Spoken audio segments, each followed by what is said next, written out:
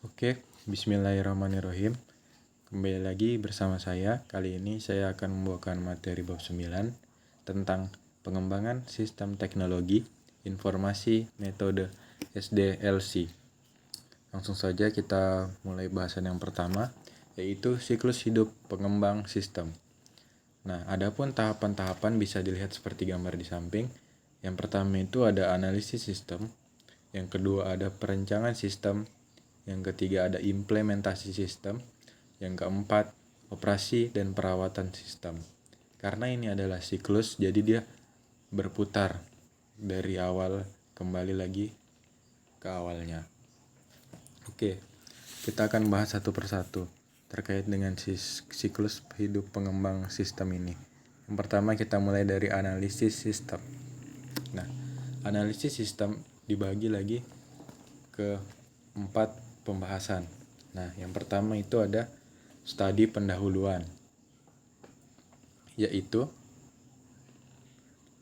studi ini merupakan studi awal tentang jenis, ruang lingkup, dan pemahaman awal dari proyek pengembangan STI ini.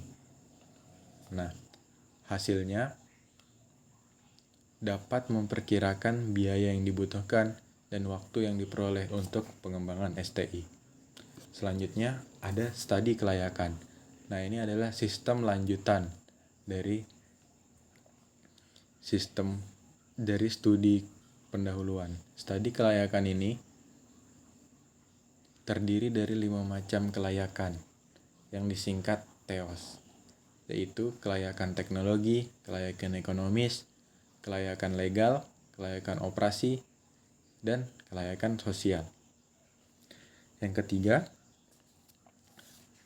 mengidentifikasi permasalahan dan kebutuhan informasi pemakai. Nah,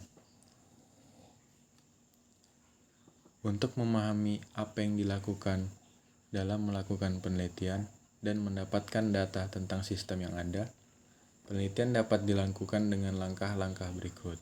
Nah, jadi mengidentifikasinya itu yang pertama, menentukan jenis penelitian. Kita bisa menentukan dulu jenis penelitiannya bagaimana, apakah berupa wawancara, observasi, survei, ataupun pengambilan sampel. Lalu kita rencanakan jadwal. Setelah itu membuat penugasan untuk penelitian, lalu membuat hasil penelitian dan mengumpulkan hasil penelitian. Nah, adapun yang poin berikutnya yang akan kita bahas yaitu menganalisis hasil penelitian. Nah, setelah penelitian dilakukan, hasilnya kita kumpulkan.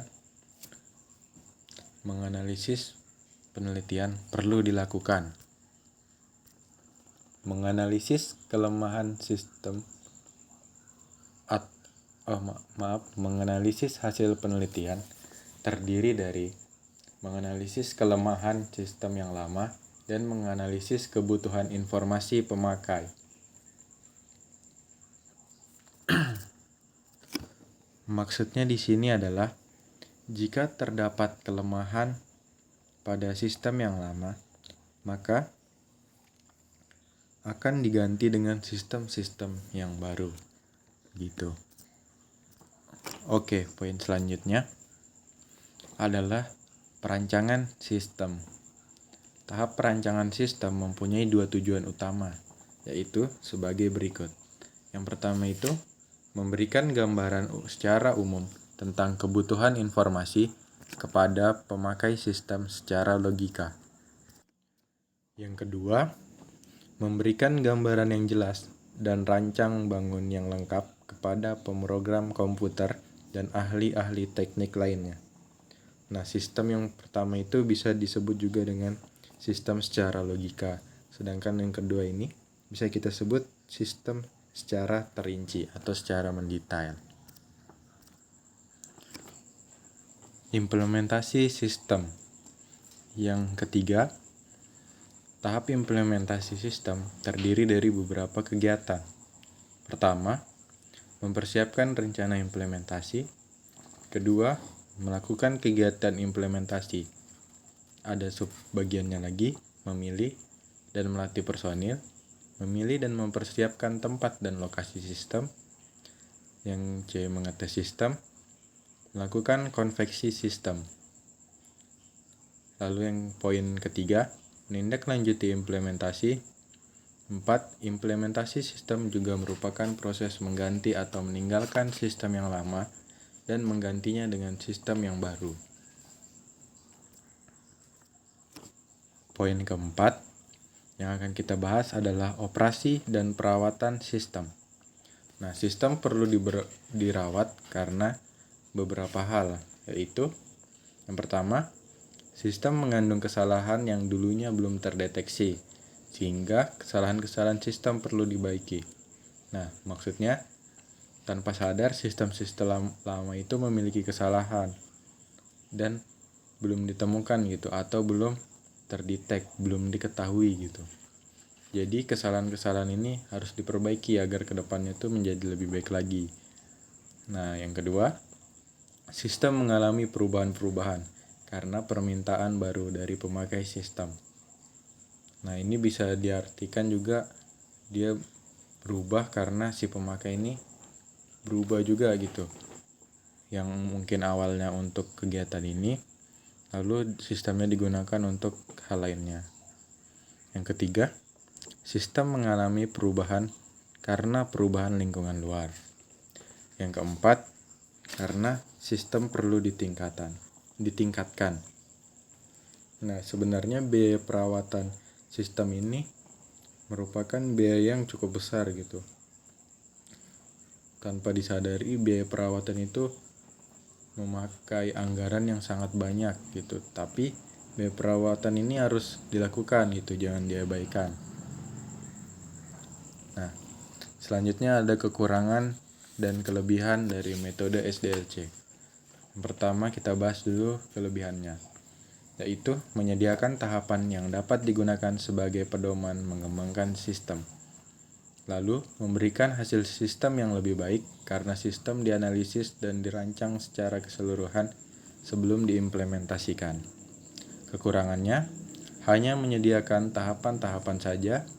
Hasil dari SDLC sangat bergantung dari hasil di tahap analisis. 3. Dibutuhkan waktu yang lama untuk mengembangkannya. Dibutuhkan biaya yang relatif lebih besar dibanding dengan biaya metode lain. Hasil dari sistem tidak luas untuk dimodifikasi karena perlu dilakukan analisis kembali. Setelah itu kita masuk ke metodologi pengembangan sistem terstruktur. Metode SDLC hanya memberikan tahapan-tahapannya saja. Apa yang harus dilakukan dalam mengembangkan sistem, tapi tidak memberikan cara atau bagaimana mengembangkannya dengan alat. Supaya pengembang sistem dapat bekerja dengan efisien dan efektif, maka metodologi pengembangan sistem perlu diketahui. Nah, mungkin ada beberapa cara yang dilakukan untuk pengembangan sistem terstruktur. Yang pertama itu cara atas turun. Dimulai dari atas, yaitu kebutuhan informasi pemakai, dan turun sampai ke data untuk memenuhi kebutuhan.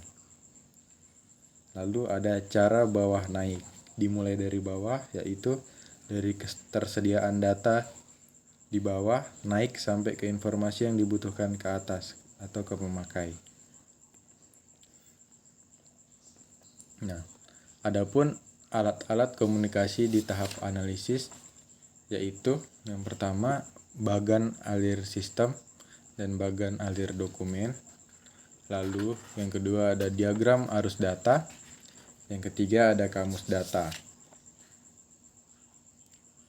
Nah, adapun alat-alat komunikasi di tahap perancangan itu ada bagan alir program, bagan terstruktur, tabel keputusan, dan pseudo kode. Mungkin itu aja yang bisa saya sampaikan pada kesempatan kali ini. Kurang lebihnya saya mohon maaf. Billahi taufiq wal hidayah. Assalamualaikum warahmatullahi wabarakatuh.